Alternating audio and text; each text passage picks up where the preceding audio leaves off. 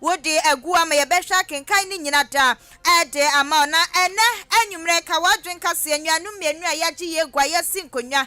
Ekia na se eno Ekia Frankuma Studios ni studio ni yeti ansem no ya be kenkan ade ama wo medin ane mame Ekia Janewa mene Adwen pa hene kofi mensa adwene papa na papa endi wani mu kan afia de mama Kasiebo no emu enkyere mu ni pese mu eni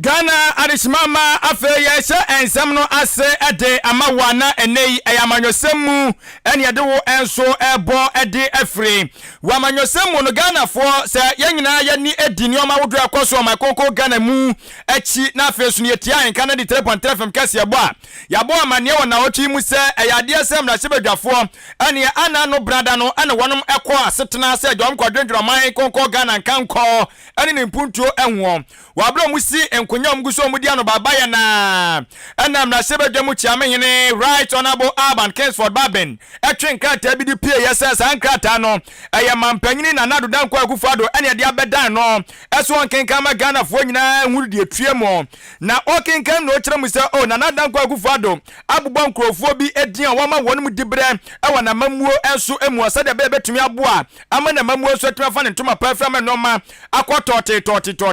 na edin bubọ na no obobona no ane beto adwase ayam na sebedwane di made shomo adanse asokwa abato mpesua so no ewa santema ntamu won mum na sebedwane yon monyamfo KT Hammond opanyini waboni din so nko asoye mo na behwe dwade ani fidi dwumadwumade ntotoya eso anyo no kwa emna sebedwane ono so ewo asantema ntamu eya abato mpesua ofrani se eya nhyaye so ayon monyamfo eye Steven Amuasteka wano so onko ayesa aso ye okura ehonu abi eno ayaso na hwedwade ani fidi dwumadwumade ntotoya eso ne ntiche so ru KT Hammond eno onabo Steven Amuasteka ene ekwakoye adwuma saa asem ebeto adwamanfo do na afri ase a wonum guso mo ekire omadwenchem se dabi saa gina sidi amampanyini asini de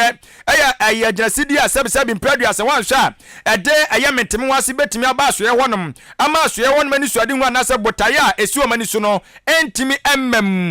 semno ekase opanyini ba kwa kopiem ewo Central University a wano ye ochechire ni no no de abana mamuo dwumade ntotoyam ano ade kire ene wo kire de suafo no Dr. Benjamin Ochre Ankra wode atudwe kire mu se sansansem enkrofo ekeka se owura KT Hammond Enestika adwuma yade asom mienu ensa ewo Ministry of Trade and Industry no ebe ha adwene no opanyini so no omoye adwene pa wo se saa eye aginasidie no emmoa maso ne ntimi enkonkan papa esan se owura KT Hammond so obete enchaye eno one eye mabunu no bia wo mo Ghana anum enyaye esan se mabunu no bi se wako kan nsem bia sebi mpradu asakafracho eye sebi mabunu no se ye de atam ade ma won mo ne nyina se owura KT Hammond akoka se mabunu no bi titi se kubeti ne epe obi so abusa no eye sebi nimdie ene nyansa enya mabunu ne bebusa won mo da bia kobusa abrewa enti se wo Ghana mabunu ase no omu hyeda nim ni die biara ebetimi abo mo manetimi akoye enkan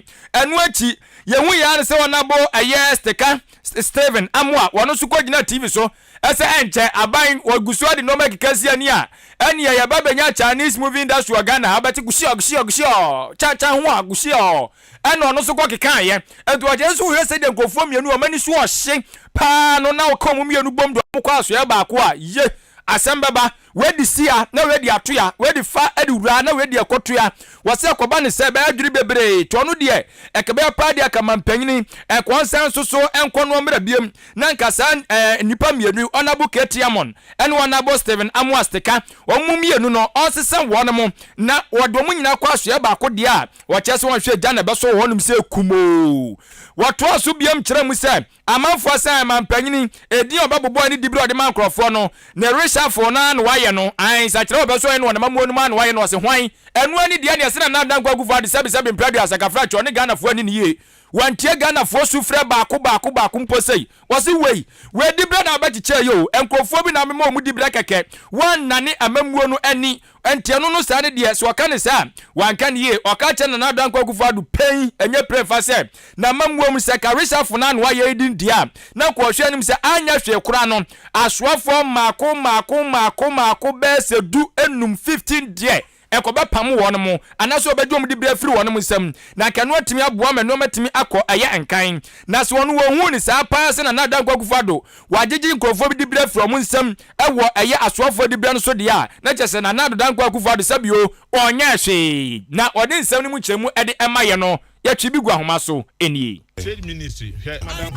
is a friend. Hot. Take a onusu argument. Obetumi no aye 3 months no go so. KT Amon, enso ye hot. Ye de omi enu akogu one ministry. The ministry mpanin no ombe kasa ebeboa. Anya sa I see obi amwa. Enti president ye na nka nipa yi 15 kura fi mu na nka hede. Enti me reshuffle we there I think the president got it wrong. Enya one so kire say waka obabi he doesn't believe in reshuffle. Enti say sabi nipa no say ye na call class 1. Na enkan se ne e school no o pass o fail o ye be ma promotion se sa na e ko dia ene ye hwe but ye hwe ni ye se ye chekere oman o ba se obetie ye ene se ne a wo tu ye fo e hye ye nkran se we should be citizens then na ye so ye bi aboa se obetie ye dia ene ye major overhaul ye nye proper reshuffle ye course ye just movement.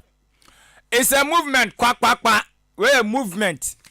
tinana dan kwa gufadu di no obebobo ene dia a movement enkrofo bi na wa pija won ma firi ba bi omote no ena odi bi aka won mo ho entu enya reshuffle na ya hwe animu no enya no nie opanyini woye governance lecture ewo Central University Dr. Benjamin Ochri Ankara ena de chimama wotene nka no na ebusia ansana mampani di ne reshuffle ne beba montenso no na ebia di kan akoso ne mom ekoso wo NDC amanyuko na fa ene emrahye bedwefie dom kuma no amanfa na ekoso ati senkrata ba montenso na ne dom kuma ba no dani yankane woni monyamfo Haruna Idrisu yaje ni dibre ade akoma emrahye bedwani a wawa enyam mpotemu Dr. Kasa ato force no ne yade amane se wonso mu na wontoto niema ye chese wonsam de bebre na o empanifo keka ya mempo no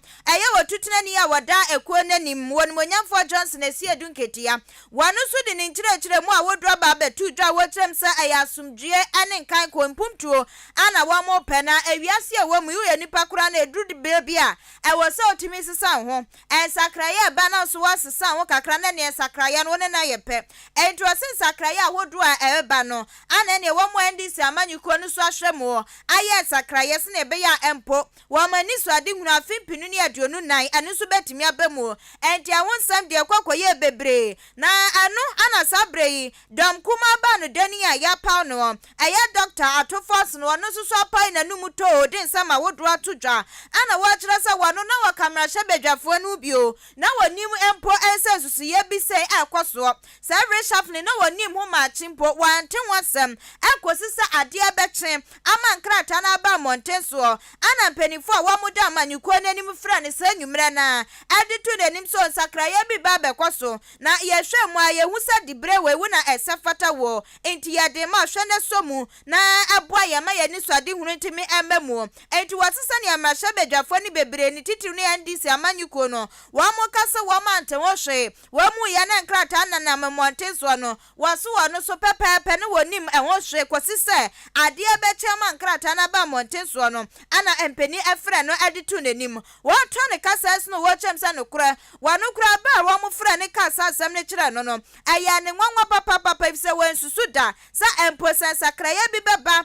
dom kuma na fa dibre bi atisa sa dom kuma ba no deni wano aye won monyamfo atofo sen padi no wo mo bebo wase wa na nwe ho na ye ne nwanwa so ye pa esesa dibre ne so ba ye so aba ne de aba beto ne naso wase otimi som na watoto niema ye ehwe se wo mani so ade hunu nyina ta enso betimi abemu Dr. Atofo sen to ne sem so ane wo chem so wano wo kwamra hye bedefia chapa enti woni Haruna Idrisu wo mabom aye adwuma ne niema bebre na wasua afre ye woni monyamfo Haruna Idrisu wo efise na wo ben ne panti no wogidi esesa de bre ya yede ama no wo betutu ne niema ye sane na mpanifo wo mudi nanim ayeye no sa pepepe an wo beye ahwese amanyiko no wo mani so ade hunu nyina da enso betimi abamu an wo kire se yama ne de bre bi sei no enu kire se wo kwakoye kokoti akwamema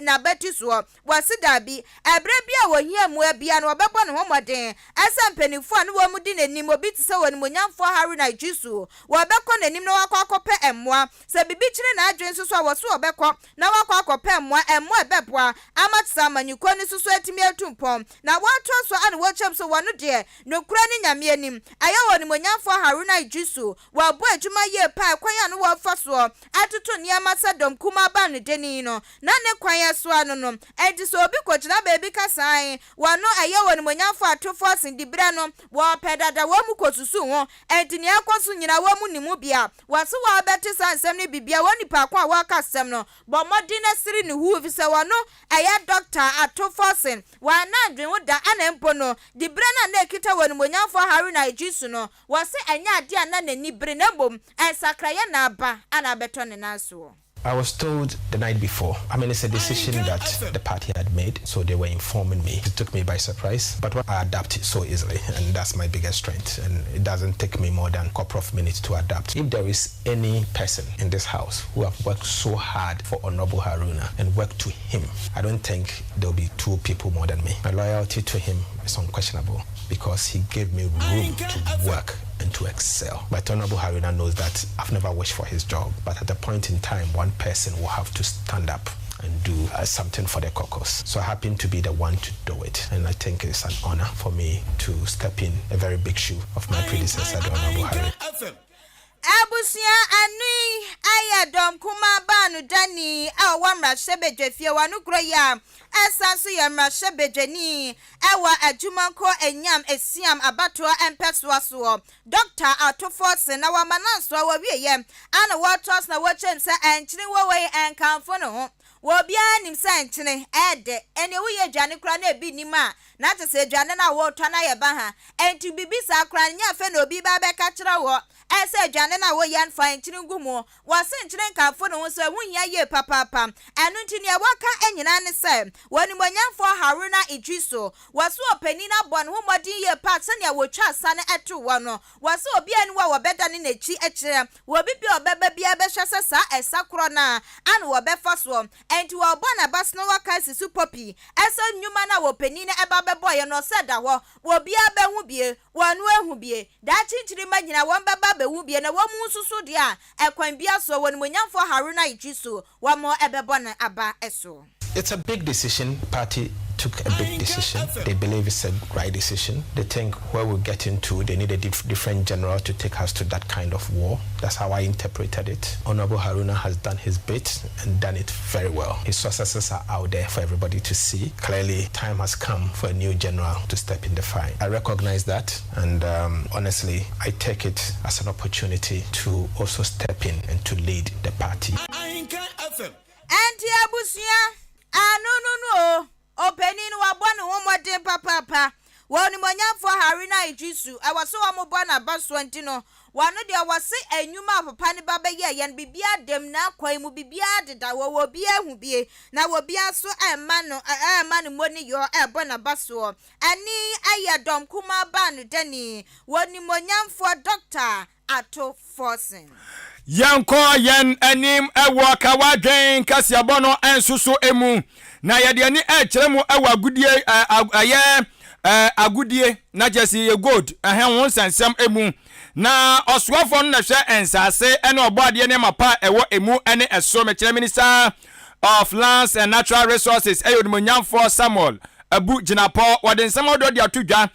ka kire eye enkrofo awodo mo mamman so se obi amre Ghana agudie de abusu se tam ewe mamu ya no ma che so obomode du sika behema eso mfaso ahonsa beka no eye mfaso bebre ebeboa hu ama so dwumade awudie na timi akonani mpa na wode ensem we atodwa no na ogina eye obi eman so no enso eye South Africa man no enso emu Cape Town na wɔkyerɛ sɛ dwumadie bi ɛkɔ so no ɛyɛ African Mining ɛyɛ Indaba ɛno ɛna kyerɛ sɛ ɛkɔ so a ɔpanyini nya akonya egyina CPN ne apa so a wɔne adehyɛ no wɔn atwa mu ahyia ɛwɔ wɔtwetwe nkɔmɔ no wɔde saa nsɛm wei ɛnso ɛto wɔn anim wɔtoa so de bi ɛka ho ɛkyerɛ mu sɛ Ghana yɛ asomdwe man yɛte ho ase paa tikama minka bi ne deɛ ɛyɛ adwuma wadere a kyerɛ sɛ yɛte ho ase no nti sɛ ɔne yɛdi adwa a woni haw bia so obi bɛyɛ ɔkaekae obi bɛyɛ ɔmatum aka ɔne ade pa deɛ wɔkyerɛ sɛ bi ɛnkɔ so ɛwɔ hanom enti nsase no ba ne yɛtwa de ma sɛ hanom ana tena so didi ɛfoma gudie no tu na fa yɛ deɛ wo pa ɛwɔ sɛ wɔnom na wotena na moment ahye wotena wɔnom na wodi hyehyɛ bia yɛde ama wo so deɛ a ɛno ɛyɛ ade ɛbɛtumi ɛnso aboa wɔn wɔnya wasomdwie na so watimi ayɛ wadwuma ma nnoma timi akɔ ɛyɛ enkan pa na ogusua kyerɛkyerɛ mu ɛkyerɛ sɛ wohwɛ Ghana hanom a sɛ deɛ nkɔfoɔ do musika bɛhyɛ adwumadi ahodoɔ mu a sɛ mpo ɛnya agudie kora mpo na adwumadie mu na adwumadie fufuro bi a sɛ deɛ ɔmo ankasa ka sɛ o Ghana yɛ asomdwie ma ɔmo nya so ɛmfa soɔ no ɛno ɛyɛ adeɛ baako ɛdɛd pefee kyerɛ wiase afa na nyinaa ɛsɛ asomdwie kote deɛ bi wɔ ha ɛno nti no wɔka kyerɛ adehyɛ no mu nyinaa sɛ obi ama mmɔden kakra wukura teku sempo anka prɛ a ɔgyidie sɛ wode hyɛ dwumadie bia mu a no yɛ fam agudie dwumadie anasɛ ɛyɛ agudie dwumadie bia mu a ɛbɛboa ma so no watimi abɔ mmɔden akɔ ɛnkan ɛwɔ abrabɔ mu no fa bra Ghana ha ne fa bɛsi adwumadie mu na so mfa soɔ deɛ wobɛnya no bebree. Our goal is to use mining as a catalyst for sustainable development through optimization of upstream and side-stream linkages as a basis for fast-tracking industrial transformation across the various sectors of the economy. Consequently, we have developed local content and local participation regulations, have developed local content and local participation regulation to promote the use of local expertise and local goods and services, and establish by an act of parliament a minerals income investment fund to manage and maximize the value of mineral income accruing to the Ghanaian state, and to professionally invest in mining and related operations. MIF welcomes partners for investment across the value chain of the mining industry. Ghana has a very stable democracy that has won her the enviable title of quote, beacon of democracy in Africa, end quote. This creates the enabling environment for businesses to thrive. Abusuafo eni a wote yei wano eyo soafo hwe ensase ne obaade ne mape wo emu ene eso mekire Minister of Lands and Natural Resources onumanyamfo Samuel Abdullahi Jinapo na wote ne nkan wa mane kasa no ansoa de bi episu biem ekire mu se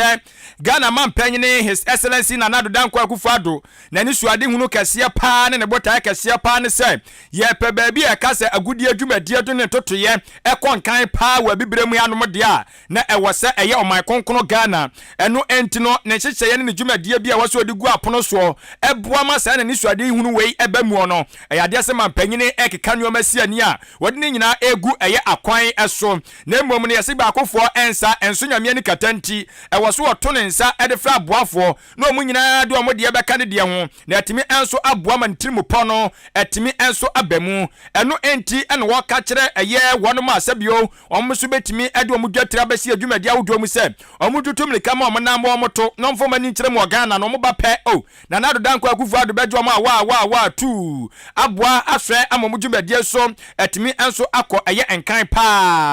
eno ati ene wo kire se wo hwe wonom omo adada no omo de omo sika hye business awodo mu a enfa so boto ene wonom enso enya enti weni se no ebeso so betima yakonya sonko ade ama wonom a womo so de omo sika babese agudi adwumadi ne totoye enso emu na amram dwumadi a yedi wo Ghana hanom no akọ nanim. The vision of the president of my country, Ghana, His Excellency Nana Dankwa, is to make Ghana the mining hub of Africa, where all mining and mining-related activities, from exploration to downstream production, and from research to innovation, will be centered.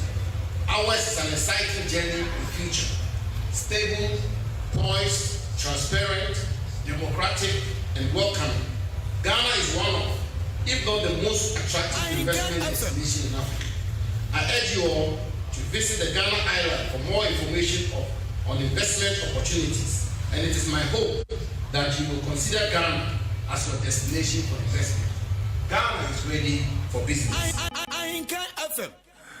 Ghana adesimama eni eye oswafo no na hwe ensase no obade ne mapa ewo emu ene eso Minister of Lands and Natural Resources eye onimonyamfo Samuel Abu Jinapo ena adesimama anwumrei watene nka no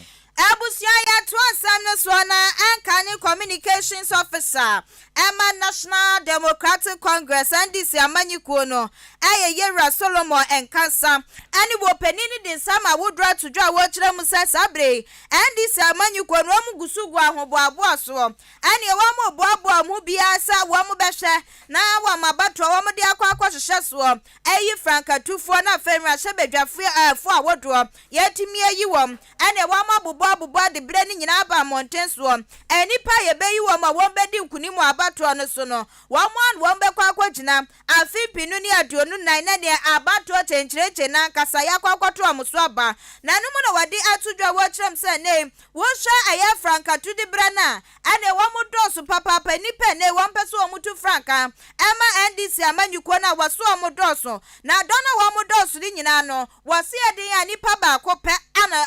amanyuko no beto abama no nipa ba ko pe no betu franka afipinu ni aduonu nan anu nti wase ne nsama wo ka nyina ye futu sem na wo tu fufu soso dia na wo tu kanema mpeni dada John Dramani Mahama wonu na wo tu nefuo efutu a wo tu ni nyina ne so mampeni yakasi yaka mampeni dada wo bedi bidao ane AHENKAN mampeni a wanya ni baby kwa aye Professor John Evans Fifia Tamos wo kwa ya ne yedi usi so anu echekura ya sanso to aba ya sanso ma wudi bre no ama wo to aso enti wose be ma be ye bi na mbom anya ni nyina enti mampeni dada John Dramani Mahama wa ye bia wankwankwa tenase wose we kura no AHENKAN kwan so wonu won ba begina tomamento akoso no ye pani na ne watena fie na wo hwa kyerɛkyerɛ wom ne wo monye momfanfa ha momfasia sane bia wo mani so ade hunu so betumi abamu enti wose we de ensa danse yam kotodwe gufom wasra mampeni dada John Dramani Mahama pa ese wo hwa na ne akonwa no wonyai mu wo ma akonwa ne nai pan no kwankwa tenase na wo kwatenase susu de wo mmɔ no mmɔden ese wo betai AHENKAN soafo a na wo hwe yesikasam eso Dr. Kwabna Edudufo wo betai na chie na wonu so aba bedi mampeni na sempo wonu so betimi atu franka ama NDC amanyuko no wajidie pa asese ekoba ne sadia eden NDC amanyuko ni so bedi nkunim na wamudi nkunim so dia na Dr. Kwabna Dufo wonu ana beba biye mampeni atoto ne amaye na nkasa yem ana wo kire musa ne nsam ya wo kai anya so wakoda ne waso da ye bi ananya se wanya adwane bi na wadi ana ne wame ya bro so nti wahu ne obeka ne wakeka ne sam wase ahanemom ne waka nyina ne se sa NDC amanyuko no mani abere se wo mu petumi na afimpinu ne aduonu nan abato no mani abere se wo bedi nkunima wase wei anya maabro wei anya etuotwe wei anya menteme wase akwan no eda wo pefe ni nyina ne se wo mu bema kwan na Dr. Kwabna Dufo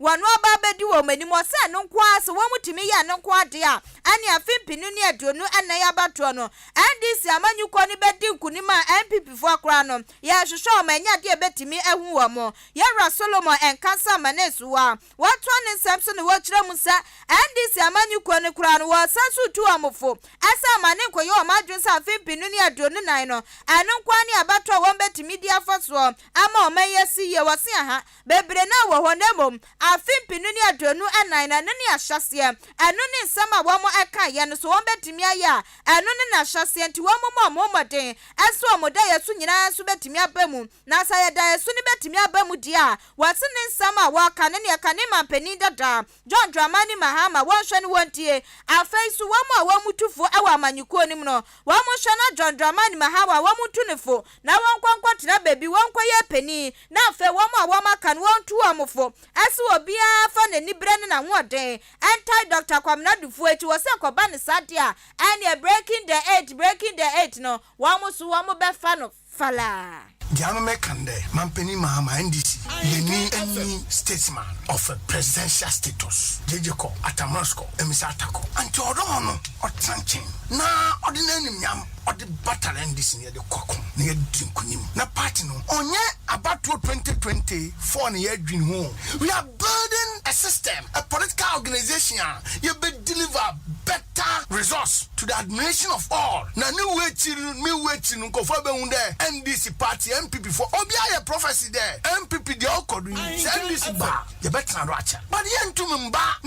ni enkita one time mentality. Me say NDC achitafo. AHENKAN FM. Ai anu sa mampeni dada John Dramani Mahama woko we ya. So wamo prince man na wokojina etu frank ama omo. Na afene so yakoto aba na Ghana fo to aba ma ni senkim 4 years in fear na yechi no anya de obetimi agina biem na chese no afa na wa mu kwa hwehwemu akwa yi obi foforo ekoba ni sa so a wa mu bebre nti wo so wonu kura bode ka wono kwade a anka wantena chen Dr. Kwabnadufuo wakwa won betimi asan so atoa no so biem na wakọ eba ni sa mpumtu a wa mo pene bekọ no show won beto atoa so ama mpumtu na etimi abaga na sanko ye ne sade a ebe ha adwen abusia ani AHENKAN Communications Officer Emma National Democratic Congress Yera Solomon Enkansa Wei Kawadwen Kasiebo anadishimama anuanum ye ne agusu a emu nchechiremu yeso ye chechiremu ade emma wosade ye nsam twerefo de soma ye ne pepepe abe fontentan ma refise yadaso kama Facebook live AHENKAN933FM so adwenche no fagu ofama ye na ebre sefatem enche bia ye baba ni abekenkan se de odi aba pepepe na aboa manuoma so etimi enso akọ AHENKAN na ye bekonse foforo emu a ye de yani ebekiremu enso ewo achim oda government hospital na manebo a yensa ekana busuafo enya nika kura na mayenna Jubilee Hospital for ase se ene wonum adaroma kakangakra wonum so ehwe eboa emapomde mapa ekoso ewo yempatam ya maka che se ope ba bia bekọ na obenya ayahwe mapapa de a eno Jubilee Hospital ya de se wonum moja yarehwe no sebi mpedua so mutwe abobro mu ni mude pa nyamsuro sanso omumu omoya nyamsuro ni omumu no okwa se no msimbe ya yakayaka de no ya de no kwa hwe ba beka ho na me pa cho oba ye wo video wonum ye de be hwe moja mu ani sabi ojonso no agena mu nye hu ya de potia eha oni padua no ye tima bomodin so apa no pharmacy bre e de amawo ye wo asoye wonum asa asoye no ehon ye gi enuro ye nuro no ye ntwere ma ase kokoto bra sa de we nipa bebre nam so amomatwe na nan mo omato anam wonse do ye betwere do na ma so kokoto ado ni bra nam kwa so awokọ na yes sa wati bra na wo ba pe na ba besu ebi so wonum so kura kokoto ado na ba beduru ubeduru ya yes sisie ka ho kakra bia ye mpane sa tie ntino ye hode enuro no eno an si eyi ne ade ma wo na wanom no ma ho atowo ye ntwere ma nko ba bia nkoto ti pharmacy no ebi wo ye na kache eno achi me ba cho oba wo fa furu a ka na se no se ba bi ba ko pe na wo se wokọ ne ye ma onimdie ye ma wo nkyerɛkyerɛ na boa wo wo pemfo ne abofra na osho ye furu mu no se de ba mu mienu nyan mapom de be si pia sita na afi so no edura wo so a wawo na abofra na fa no na so afa ho kama na no matimi akonkan me pa cho sa abofra nso be di atas fa asase isu a wono wo ba oni ahode bebre to ye no pusu woso no bia ye no ade biara emwa na pomdin bia wan so sa du begya wo no ato na mo nse do sa akọ etiempen se bia tietie se bra na wo obatan no ye ma wa kwankyere abofra no so ye ma wa kwankyere wo ho na ni nyina emwa se de be abofra no benya pomdin mapa na wo maame no so obetime nya pomdin mapa ye se mpepi no se bi obatan wo na wanhwe no wusu ya na anhwe na se na setrem kwakoye basa bi sa so hu but oba Jubilee Hospital a ye no ma begu akwa so oba wo kran wo na mo bi hu se wawo isa se bibia de da ye kama bibia ni wa belusu bibia ba hye kama ma no ma konkan de amawo na me pa cho yo theater ho ehonum ane ye operations ahodo ne surgeries ahodo enti me pa cho ni padua no se koba se ba bia techema na ye nipadua na ani ana se nipadua no emu a ye ebu on ma o se de homa bi wura wedie mu na ye pempam nuoma bi ebi so ono ma wose yɛde sika keka wo yɛde mpane bi robra wedie ne mu ɛno asɛm na make sa operation no yɛnya wo nwie ma wo konsan fa ma pempi no bɛte so obi abɔse baby ayɛ mo operation mo wono ma na aka wo me kakra obi kura se sebi o ɛhoma no mo de so honam ni mu no ɛhɔ na sɛ ɛtete ne ade da bi yɛya ne mpa bi atie wo yaka chete wo ba yɛya no sɛ de bɛya ɛbɛboa ma wo nam kro obi ahu si ayɛ operation no me pa chɔw oba opemfo awo na aka wo no baby ba ko pɛ na akwa betimi awo afa ho afa oba ɛno ani Jubilee Hospital wo ko pɛ awu free yaka de ato sɛ obepa pa ne aka sɛ abofra no wanya no maame no wahwere ne nkwa maame no ne abofra no nyina da bi da yetwam wo Yesu din mu etibra na be wo fa ho fa oba sans won mo gya wo no omunim de oma ben pa me ba cho abofra no da yefunu mu no opemfo yi maame me pa cho so be so hu sa abofra no eye ba ko pɛ eye mienu eye miensa woye oba woye bema sen kra na wasebeti ese de be aso betimi aboabo ahode atwen abofra na ne nyina no eye Jubilee Hospital ne yemfa eye yemfidie no ehwehwe yefunu mu mawo ne ehu se de abofra no so SB etie na san so na wo dwun so ho yade biara menwun so emfe wo sese de sebio otu awia ana ponche asabi ohia Johnson no nye bomaden na ne Jubilee Hospital eni nkita ho na wonom so entimi emwa ye oba sum kwa sa ba sum kwa yi omutufo ye nkyerɛkyerɛ fa no eba no pomden ho asa de be ya so nkofa yade bia emfa emma wo ho eni yade bone enu entimi pacho wadaroma Jubilee Hospital na wose wode wani ekire na yemwa se de be ya wani no sabi kafra che wo sabe hu ade bia ma ne omatima kon kan ede amount diabetes hypertension yare bone sa ya de wenti aseda pa yi da poti de suo no ma yedidi hu dwuma da fiada na wo ba ya ye krado yenya bre pa de ma no na da ne pa ho so bre bia so obetumi eba na ya tran ye wonom so no enuane bia obedi wo honom bia beto adi bia no maami bi wase da bia musi aduane bia beko bia odi anwo timinim se okwa ye free ye chicha ma na msi wanya papa okwa vasika koto na mmom wotɔ a wontɔ yade aduane bu a wotɔ na wotɔ yade asa de aka yade na wo no ho saa ne pese ye kyerɛ sɛ oba ye hɔ no ma aduane bia betɔ bia no ɛho ɛte ɛbɛboa pa apɔmden si achiba ɛyɛ health insurance wadaroma ɛyɛ adwuma gidigidi ɛwɔ yakache yade bia wɔse yɛ hwɛ okwa aduro bia wɔse yɛ de ma okwa yɛbɛyɛ no saa pɛpɛpɛ ɛde amount wabra okuta health insurance no ebie ɛyɛ ɔdan aboabo kwantempɔn no ɛso na ɔde oni ɛkyerɛ mantra bridge no so no ma ɛne yɛabɔ yɛ seseɛ ɛwɔ hɔ no mo sɛ ofiri ɛyɛ ɔdan na ɔde oni ɛkyerɛ mu aboabo aka ne hyɛ no soma me sɛ ɛyɛ onsa benkum so ɛwɔ mantra bridge no so no ma san so ɛna ofiri aboabo na wokɔ ɔdan ɛne deɛ no obuo kwan so ɛyɛ onsa nifa so amantra bridge no so no ma kitahudie ɛne nkyeremu kɛse ɛboro media ma oyiso no gye deɛ firi mpanyimfo nkyɛn ɛwɔ Franco Ntabudie so a ɛyɛ 0244 575799 0244 575799 ana 0241 7864 kafra ma memfa ne bio fama ho 0241 784645 0241 784645 ɛno ɛyɛ Jubilee Hospital.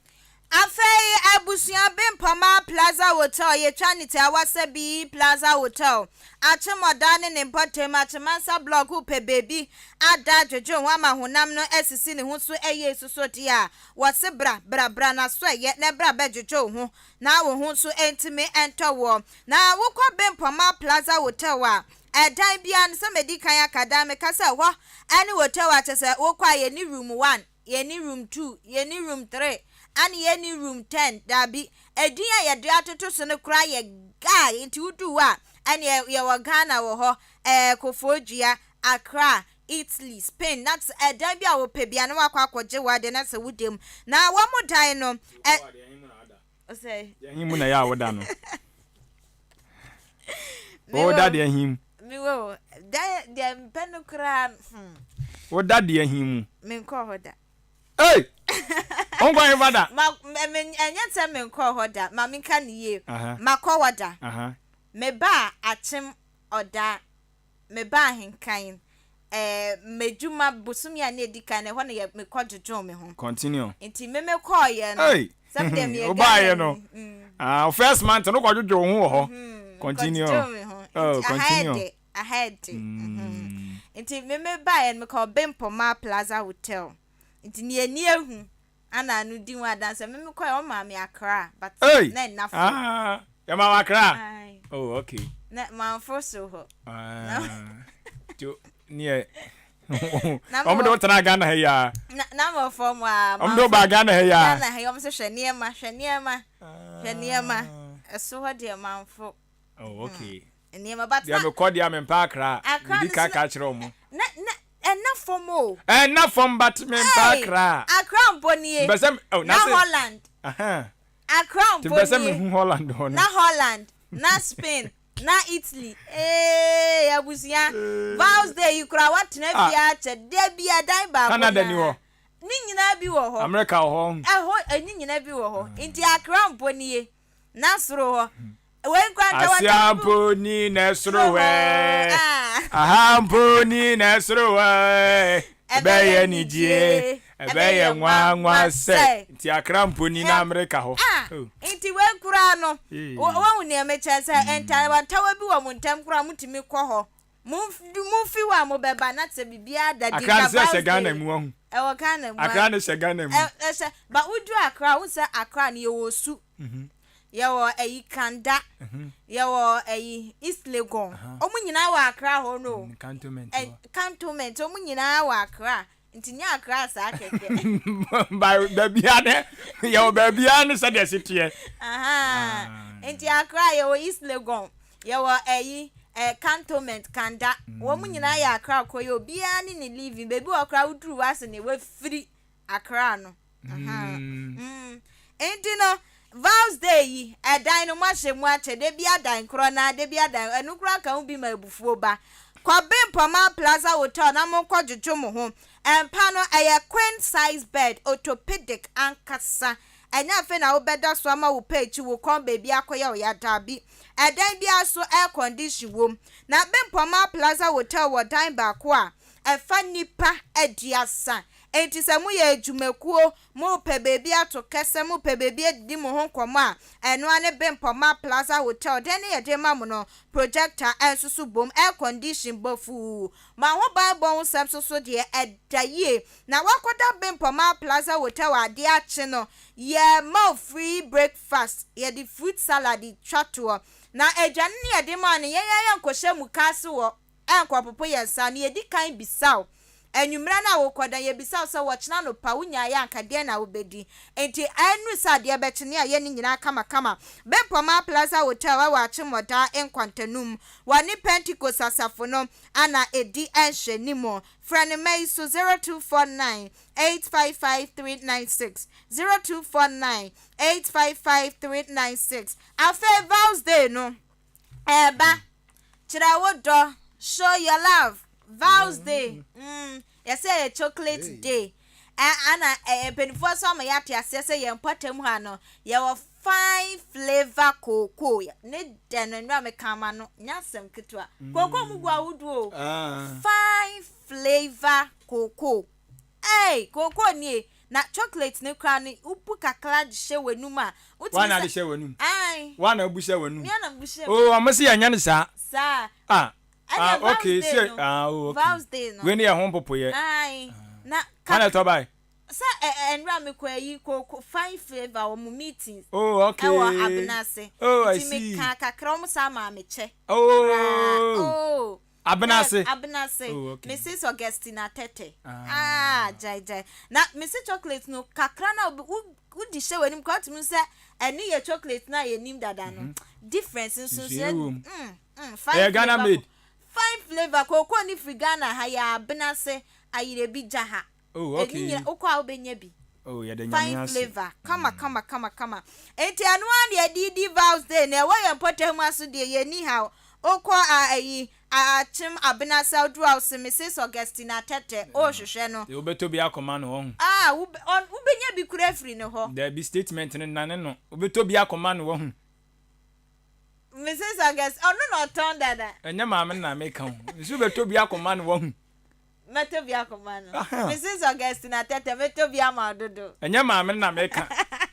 si we yen shada to oba shede oba to mo oba anya fe oba to mo oba o mo se nya fe ayodo ayeden odo show your love no odo na ayeden Show your love. Ba odo no ye wo mu standard no ho. Met me ato ama me maame. Met me ato. Your Mother's Day no ato no ama maame. O papa Father's Day no ato ama no. Chocolate day. Intina na met me ato ama no. Ani ma dofu ni. O maame. O maame Mother's Day no a celebrate no kama. Oh. Father's Day no a celebrate o papa. Ani a dream meto bi abro. Meto bi abro. Mia. Famano. Ayo ni be nyasa me press me banda kwa bia. Vows Day no. AHENKAN933FM ya ni Brifaland Hotel ni yaka ye ho abom senge ground ye die. Na yankwa ye ni yese bra fountain abebo ye dia no se ne ma no. Ra me kasa wa hey. Edani dru wan wa ba no abehwe me oba so na the chocolate ni bi aba. Me ya me pe fine flavor cocoa or mu chocolate ni bi no. Ye friend e guitar chocolate. What the bar meje ne kama 14 February Brifaland Hotel wa Achimmanso Manso Presby School nechi wa ne wo. Dwumade ni ya anopa no nwotwe ekosisa wo bebre. Wo mre ye dia ye tuemu ama de ache wo bre soso anu wa befie enwumre no nwotwe enti ye tuemu ya gi eni kira wo donam so nkira me don tu ba me de am pe fine flavor cocoa for chocolate ni ebinti for do ebebo domu na Vows Day ni ye ni ema ne nyefe Ghana adishmama ye tuwa Kawadwen Kasiebo no eso madwen no ensu madwen che ne ensu manemra enche beba ne abekenka bi enso ede ama opa na obi ade aba no obi sisa message we ayi Kawadwen Kasiebo waso mo ne message we na person che ne sesa bi o ya adwe won so nya adwe obi say ye funny pa am say funny say ya de ne nya jimi mro so ya de nya nwa chede bebre meboa ayi mu de o mu de ne amro so no so mo nya fa so Nanka Tuesday. Oh, naka odi aba. Oba o say ahenkan adwumafo. Mo ma me ni gido. Na nu so da no obi se kase no mu de se mpna twe. Amba. Enti se mu de sa de. No wa ja wo mpna no wa be aba ne nya enjoy. Na breye. Ni enjoy. Be chine kama se mu. Uwie na ko na se wa mo aho a. No be su agu ye so. So edi kan go se mu de se mpna twe. Enti no eba ni say ni nanka Tuesday oba o se ankan monye chocolate ni ye bedje ne fel so enka ye pa eti my konsem fufro enso emu na ye de wo ko eye achim oda ye ne ankasa ye mpesua so aban yare sabia eno ehwe na esom nipa empempem ewe ye mpatam ya no mo na anwumra wo no ma na eboboba ehuru suba eno anadwene mu na won dia nsam na akukọ okosuei eti se de onim no ya be ya sum e de asoto fom pa tie ye de asase wo ka kire ne ma de piafiri mu ene se okopia mu e wa chemodan aban ya sabia wono ma eye oxygen de emanframa se bi titru pa se koba se ja obi ehomie ensisi so na jampia ye eboa no etimi etwatwa gi sa nipa no enkwa na koba ne sanso a eye sa nipa no ohia eye emframa ne pa ntantam so na empchemu echiremu se sa cylinders ye no eboa ama yetimi nya sa emframa no sisi ya hwehwe ye nhunu we di asembe nie ye de ani die ya sa ya tesem ye bobodua ma empempem no kasai wokohwe yesi edom a chese ene wonom kobo pimu ewo ya sabia wonom a wonom sabio omuhia mframa na timi aboa ma omososo enkwa atimi atintim no na chese nya de ketwa na so mkobo wura mu no mkoye yesi oxygen ni wo na afahin atu amem ehin na ekro ebebada bai ubusa mpanyufo a obi adani mum ana wonom hwe wo ebise ye de yenim ebise ayi yehu ba bi afa chese ensem na ye honyan odwene ho a wonte ase ote ase nso so a ensisi so papa na sa nsem ye nam so abi ama aya enei owura wono ene ye assembly member adema asane ye electoral area e wa chemodan pesua so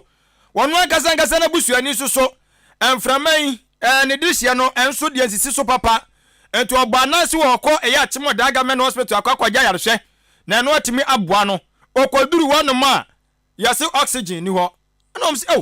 aban ya sabia kakraka sei na oxygen ni ho ede na asie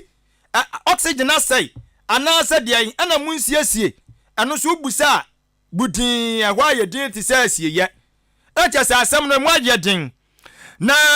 eya opanyina nei wano wakọọsụ akwaje ayarehwe eno eye mframa bi na akwaje na abua ma ne nkwa tintim no ọkọ ya chese ebi ni wonom no enkomotutue mu se na ochechire sem ni maaye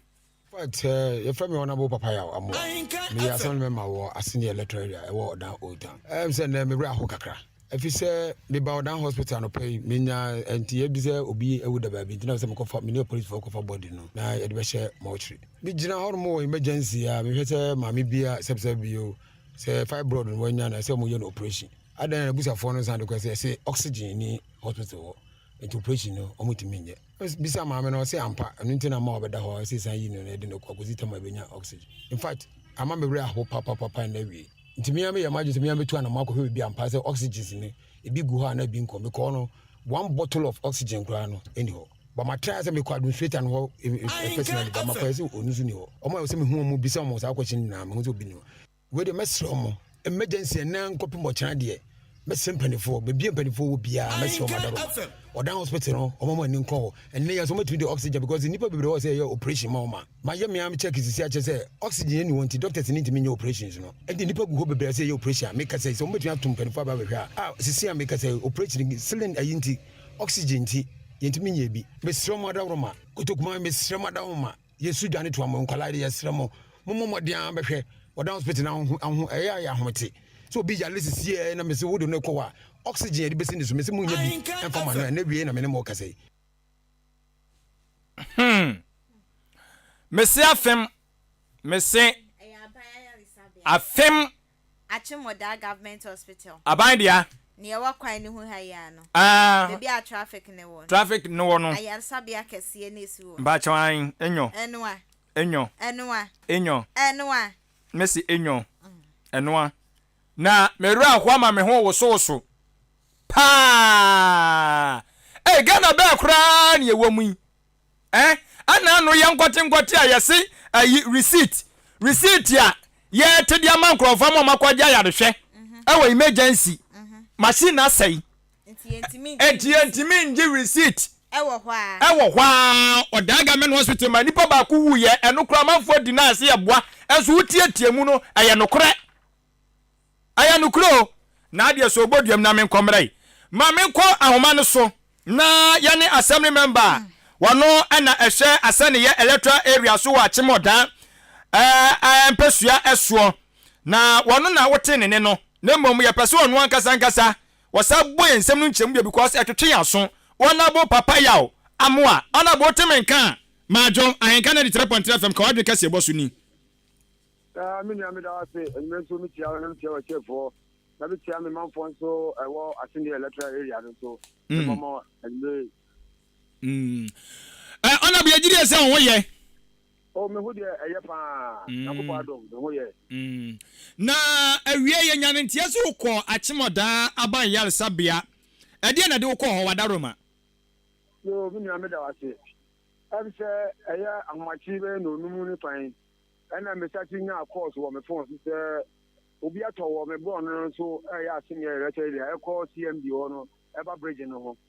eti na o se me sole na me efe atade se na me kokove nya me tu na mo akove na bibi eli pane da no asem kwala ne fa ho school eti na ye ma mo eti na o se me pa bibi na me de hata no so me twa ma e ma e wodo mo iba na me koto roba ibi na me de koto no so na me call a police for eko bo mama ne se ne si no sina o se me nya police for no so ba na mo behwe ampa omo eye etu ana mountain tem ndi mi bai e behwe na se o se di emu no eko aba ayarsabia enu na yam di emu no kodu na government hospital no o se si an so fa emu no a o so di call emergency no ho no ana doctor for ho no hwehwe mu se ampa nipa wa fimu ana bibisa ansa na wati di akomotre ho no mo ye na doctor for no ye na mu se mami bi kwakwatra na me hwese na osi ye na me sa no bi a waba hospital obeda de ade ne sa yi na no ho nto ho na me bi se mo na mai mu se ta o so be operation but operation mu no on be so ma me ti ate se oxygen ni hospital Eti ntumi nye operation no na nti ɔsɛ yɛsan de no kɔ fie. In fact me bɔtɔ ɔyɛ anɔpa yi. Eti bi yɛsɛ deɛ ɛmfa mu no nkɔ ɛmfa yɛ nea polisifoɔ no wie na mmea mɛba bɛyɛ me research wɔ hospital. Tiampa ede mu no kɔyɛ yɛ nea ɛsɛ yɛ me nea polisifoɔ yi wie. Yɛwie na mmea me baayɛ na mehyɛ sɛ mɛkɔ akɔhwɛ baabi a oxygen no ayɛ ɔmo de gu no sɛ yɛ no korɛ sɛ oxygen na ɛni hɔ anaa sɛ dɛ. Ampa sɛ mekasɛ bi nya kuti anabodi a mekasɛ sɛ anadwo na bi a ɛde oxygen abɔ dan government hospital bi a bitumi kyerɛ one bottle koraa ma ɛho sɛ ɛsi baabi a ɛde oxygen ne si no. Ɛti na me maa me hwehwɛ mu no na kyerɛ sɛ adɔsafoɔ no bi wɔ koraa sɛ ɔyɛ operation but because of oxygen nti ɔmotumi nyɛ operation no. Ɛti meyɛ sɛ mɛbɔ anamo akɔ administrator no mekɔ hɔ ne maa me kyerɛ sɛ ɔni hɔ. Enti mpanyinfoɔ no wotumi nya akɔnya ne obi anso mo ho nkɔmɔ ho. Sɛ wɔn ekura yɛti mu asɛre ba obi asuro sɛ ɔbɛka. Na sɛbi bio yɛmfa nya wa ana ɔsɛ ɛyɛ na ɛde yɛ wa na abɛhu sɛ na ɛsɛ ɛyɛ. Ebi a na ɛnyɛ me ya amo a meka sɛ ɛnɛ na akɔyɛ me nana bi a na nyimrɛde bi tu o tan hɔ de no kɔ dan government hospital. Na ebedu a yɛnka nkyerɛ no mpo sɛ ebi a yɛ oxygen ti ɛna bi a wɔ kofi mu. Na so yɛ oxygen a dɔktafoɔ yi hia ɛpɛ de yɛ adwuma ɛyɛ ni hɔ nti ɛna akɔfa sɛ ɛsan no ɛde aba. Eti baabi a ɛde oxygen ni guo no ɔna bo kɔɔ yɛ no wani kuro twamansan wa hunu sɛ oxygen no ɛwɔ hɔ. Mese minia bɛda mese me ka na masinu to obotia anadwi mo mo obi nkɔ hospital nkɔ na mese anadwi na abade a bi twa picture wɔ hɔ sɛ anadwi na bi o masa de akɔ ɛde cylinder ni bi abade a menim ntibu de mo nkɔ na mo nkɔ sɛ oxygen wɔ hospital wa mpa mo nka no mo sɛ ɔkya no kwa nyame ya dum na ɔma ade pa mo amasa bɛka wɔ baabi so sɛ pa mo kɔɔ no na oxygen wɔ hɔ na ɔna bo papa ya atoma na ɔka no na ya atɔ. Honorable my anyway nso nkɔmɔ enipa wukɔ hu na mu no yɛtime hu abusuafoɔ ɛno nso so ɛkɔba ne sɛn. In fact nya masa dosko ahwehwɛ mama na konya noma bi ama matini afrɛ ama nipa na yɛsɛ ampa ɔbɛhwɛ sɛ ɔbɛnya regide ma menya abusuafoɔ no bi akasa ayɛ ɔmadwen sɛ ɔmo sɛ ɔmo bɛba nti metwɛn ɔmo anim mama poifoɔ no nso ase sɛ menya abusuafoɔ no bi a ɔmo ayɛ sɛ ɔmo bɛba ɔmo wɔ onipa no efi asante no wa baabi nti afei na abusuafoɔ no yɛtwɛn sɛ ɔmo bɛba na ɔkyɛ ana edo makoma poifoɔ no na ɔmato a ɔmo ndom na mukɔ hu amu na obi mu ni sɛ obi di bibi na abɔ no ana sɛ na mu no sibitie. Oh, in fact enipa na mu no me hu no bɛyɛ na 3 days obi bɛyɛ complain ma me sɛ ɔda eyi ho baabi ɛkyerɛ ɔmo sɛ bɛka kyɛn sɛ ma me ame ne kasa bisa no na sɛ ɔnkyerɛ no ɔmpɛ sɛ ɔkyerɛ na kyiri kwan yie ɛgyina sɛ obi ɔyale aha. Honorable we de wadaru mo yansan ko oxygen so biem because no na pepe hia wo yi assembly member assembly ba ye no MC aso atimi atimu bi. In fact mini agumi aka kyerɛ sɛ assembly na asem kwa me nka biem because anɔpɛ ya no emu ito hɔ no ni ame kwa assembly yɛ sɛ assembly no go apoifo no ka ani hɔ ɛti ɔsɛ nya afidie na tiri kɔ yɛ me bɔ coordinator director amane ampa ɔka kyerɛ me sɛ wɔfrɛ ɛyɛ what do you call it transport manager because who no car yɛn fama me no apoifo no bɛdi madanseɛ yɛyɛ me up and down ɛna ma me bu free ma me ame kɔ han car ɛma yɛde bɛkɔ fa mu no de kɔ ayaresabea hɔ ɛti mi hu ne eti a sɛ me sa ha me ho na me sɛ bi me sa akɔ hɔ bi ɛno bi ha me minia ɛno bi ha me okurum a wayɛ sɛ ɛno bi ha awɔ sɛ mpɛrɛfo sɔle na ɔmo kasa because ekuro no ɔmo yɛ manage nsɛm. Honorable ma ya na wase na de yɛmfa wo nsi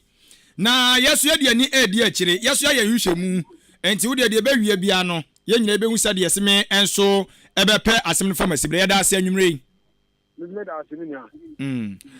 Honorable Papa Yaw Amwa ɛyɛ assembly member de ma asane yɛ electoral area wɔ ɛyɛ Achimo Daba Trompesua so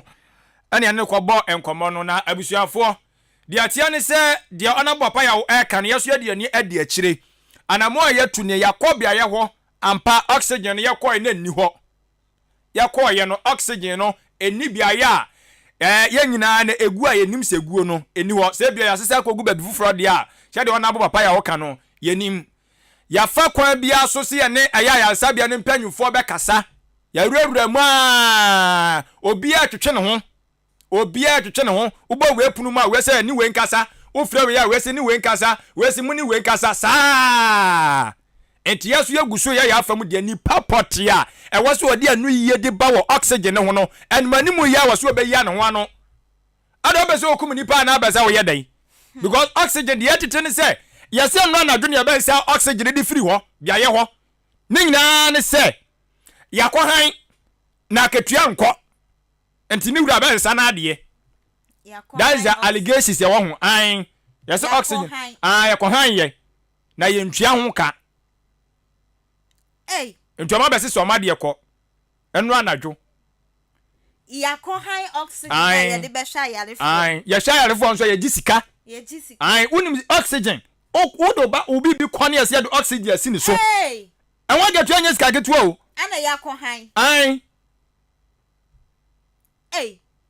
na sika na mo gena yarefo no ba mo disi om empo se ye dia na asaya ayalefo na mo ba mo disi om so mo ji o sika no mo di sika no gu hen adwen ma me bisa we yo ye wo eyi ye kan say Brem Central Municipal Assembly omo okrom ha ye wo health center wo ho ye wo health directorate ye wo ani ye kokko han inti no health directorate omo say deputy ho anwan regional capital omunim no omunim na health director no omunim say ye kokko han eno no de yagusu ye hwehwemu that is the yate no na de enti yesu ye kazi zu people say empanyufo mo ya sabia wono mo be maye nkyeremu no ya wusu obia